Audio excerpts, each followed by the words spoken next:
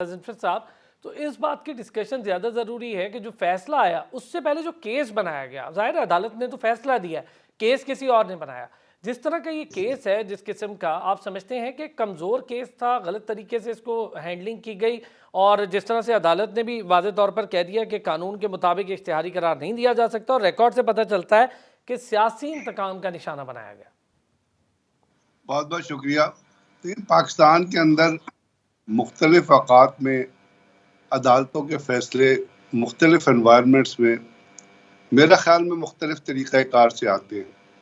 अभी आपने देखा कि इस हुकूमत ने आके सबसे पहले नैब का कानून ख़त्म किया, चलिए जी ख़त्म कर दिया। उस नैब के कानून में एक तब्दीली रातों रात की गई, उसका एक ऑर्डिनेंस जारी हो गया। सदर साहब इधर नहीं थे, कायम मुकाम सदर थे, उन्होंने ऑर्डिनेंस जारी कर दिया। क्यों किया, रात को उसको ऑर्डिनेंस को क्यों किया गया, क्या ज़रूरत थी, क्या उसके पीछे बैकग्राउंड थी। तो दुख की बात यह है कि पाकिस्तान में बहुत सारी चीज़ें जो हैं वो सियासत को मद्देनज़र रख के की जाती हैं और अब एक सियासत के अलावा एक और एलिमेंट भी शामिल हो गया है बैकग्राउंड में, जिसको मद्देनज़र रख के की जा रही हैं चीज़ें। अब जैसे आज तक कहा जाता है कि जो जुल्फ़िकार अली भुट्टो का जो फैसला था और जिस तरह उनको डेथ पेनल्टी दी गई थी, वो जुडिशियल मर्डर था, वो रियलिटी पे बेस नहीं था।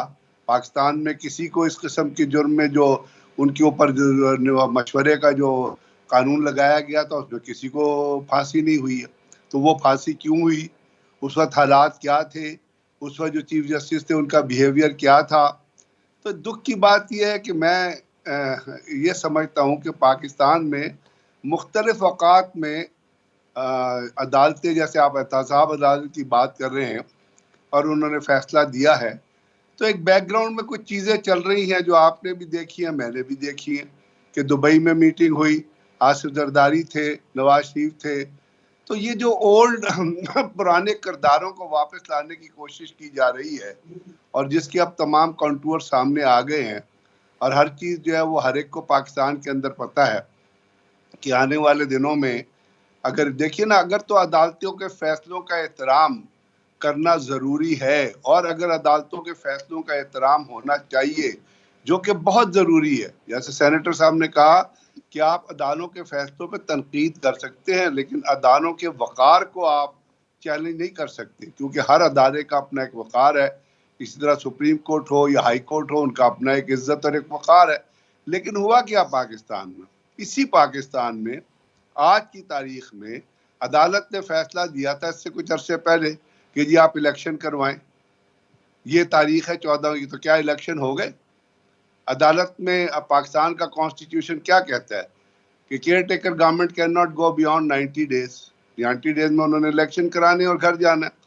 तो बात यह है कि भाईजान बहुत सारी चीज़ें ऐसी हैं जो अब वो राइटिंग ऑन दी वॉल नहीं होती, वो राइटिंग ऑन दी वॉल के तौर पे नज़र आ रही हैं कि जी नवाज शरीफ को वापस लाया जा रहा है, ये वो वापस आएगा और चूँकि ये गवर्नमेंट है और पीएमएलएन की गवर्नमेंट है और पीडीएम की गवर्नमेंट है और उन्होंने जिस तरह ये गवर्नमेंट पाकिस्तान पे इम्पोज की गई उसका भी बैकग्राउंड आपको पता है, अब हम उसकी डिटेल में क्या जाएं। बहुत सारे लोगों ने पाकिस्तान से बाहर रह के लिख दिया। एक सईद आफरीदी साहब हैं, सिक्योरिटी एंड अपना एनालिस्ट हैं अमेरिका में, उन्होंने पूरे का पूरा अपने आर्टिकल में वो बयान कर दिया कि इस हुकूमत को किस तरह इम्पोज किया गया। तो अब वो क्या करेंगे, वो यही होगा ना जो कुछ हो रहा है कि जी आप कहेंगे जी इज्जत से बरी हो गए।